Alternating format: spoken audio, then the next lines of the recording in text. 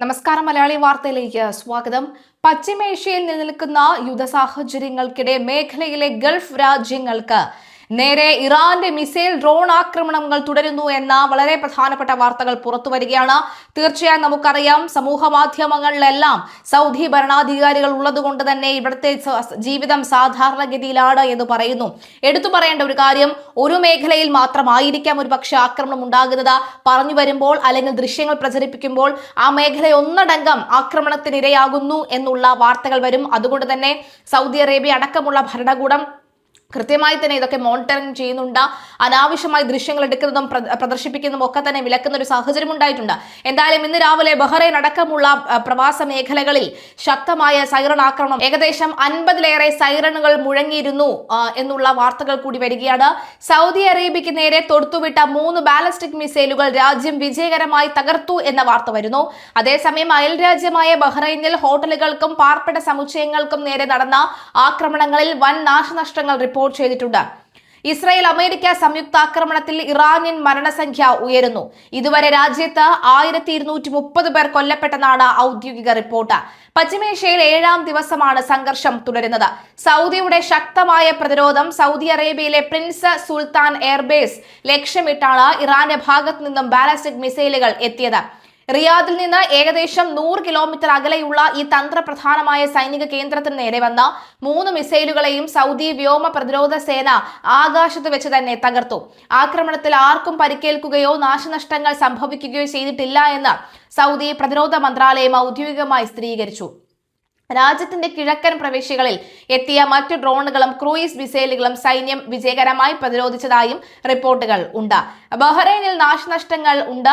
Bahrain തലസ്ഥാനമായ മനാമയിലെ crown Plaza ഉൾപ്പെടെയുള്ള 2 പ്രമുഖ ഹോട്ടലുകൾക്കും ഒരു വലിയ പാർപ്പിട സമുച്ചയത്തിനും നേരെ മിസൈൽ ഡ്രോൺ ആക്രമണം ഉണ്ടായി.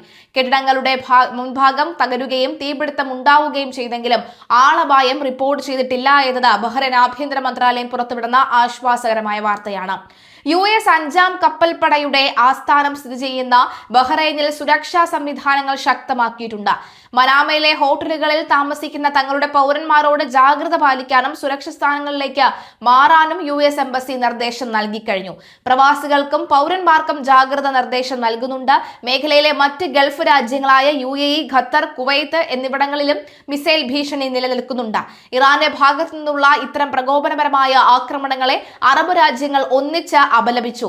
മനാമയിലെ ഹോട്ടലുകളിൽ താമസിക്കുന്ന തങ്ങളുടെ പൗരന്മാരോട് അതീവ ജാഗ്രത പാലിക്കാനും അടിയന്തര സാഹചര്യം ഉണ്ടായാൽ സുരക്ഷിത സ്ഥാനങ്ങളിലേക്ക് മാറാനും US എംബസി നിർദ്ദേശം നൽകിയിട്ടുണ്ട്. പശ്ചിമേഷ്യയിലെ യുദ്ധസമാനമായ സാഹചര്യം കണക്കിലെടുത്ത വിദേശ പൗരന്മാരും പ്രവാസികളും പ്രാദേശിക ഭരണകൂടങ്ങളുടെ അറിയിപ്പുകൾ കൃത്യമായി ശ്രദ്ധിക്കണമെന്ന് അധികൃതർ അഭ്യർത്ഥിച്ചു. നിലവിൽ വിമാനത്താവളങ്ങളുടെ പ്രവർത്തനങ്ങളിൽ ഭാഗികമായ നിയന്ത്രണങ്ങൾ ഏർപ്പെടുത്തിയിട്ടുണ്ട്. സൗദി അറേബ്യയിലെ തന്ത്രപ്രധാനമായ ഷൈബ എണ്ണപ്പാടവും സൈനിക താവളങ്ങൾ ലക്ഷ്യമാക്കി നടന്ന വൻ ആക്രമണ ശ്രമങ്ങളെയാണ് സേന പ്രതിരോധിച്ചത്. ശനിയാഴ്ച പുലർച്ചെ നടന്ന സംഭവത്തിൽ ഒരു ബാലിസ്റ്റിക് മിസൈലും 10ഓളം ഡ്രോണുകളുമാണ് വ്യോമ പ്രതിരോധ സേന വെടിവെച്ചിട്ടതെന്ന് പ്രതിരോധ മന്ത്രാലയ വക്താവ് മേജർ ജനറൽ തുർക്കി അൽ മാലിക്കി അറിയിച്ചു. രാജ്യത്തിന്റെ സാമ്പത്തിക സ്രോതസ്സായ ഷൈബ എണ്ണപ്പാടത്തെ ലക്ഷ്യമിട്ടായിരുന്നു പ്രധാന നീക്കം നടന്നത്. വിജനമായ റൂബുൽ ഖാലി മേഖലയിലൂടെ എണ്ണപ്പാടം ലക്ഷ്യമാക്കി എത്തിയ ഡ്രോണുകളെ 2 ഘട്ടങ്ങളിലായാണ് തകർത്തത്. ആദ്യഘട്ടത്തിൽ 4 ഡ്രോണുകൾ തടഞ്ഞു നശിപ്പിച്ചു. തൊട്ടു പിന്നാലെ ഇതേ മേഖലയിൽ വെച്ച് 6 ഡ്രോണുകൾ കൂടി വെടിവെച്ചിട്ടു. ഇതോടെ ഷബൈബ് നേരെ ആക്രമണം നീക്കത്തിനായി എത്തിയ ആകെ 10 ഡ്രോണുകൾ പ്രതിരോധ നിര തകർത്തു.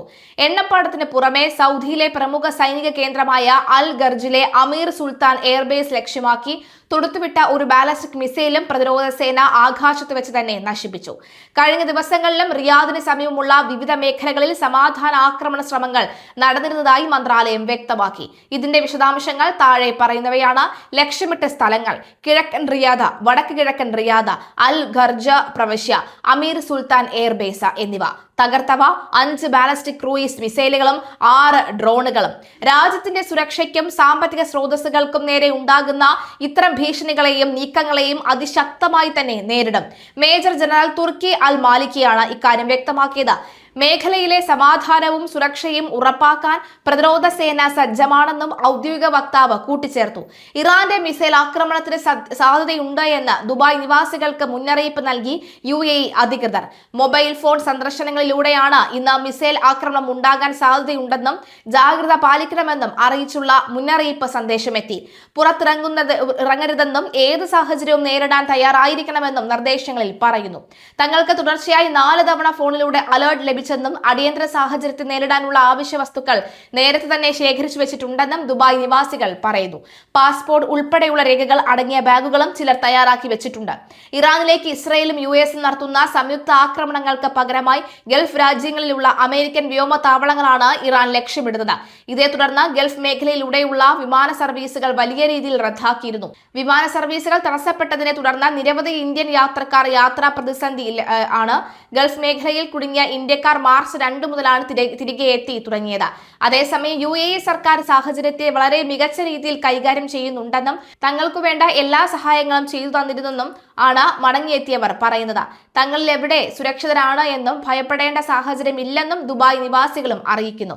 കുറച്ച് ദിവസങ്ങൾക്കുള്ളിൽ യുദ്ധം അവസാനിക്കുമെന്നും അതിനുവേണ്ട ചർച്ചകൾ നടത്തുന്നുണ്ടെന്നുമാണ് UAE സർക്കാർ ജനങ്ങൾക്ക് ഉറപ്പ് നൽകുന്നത്.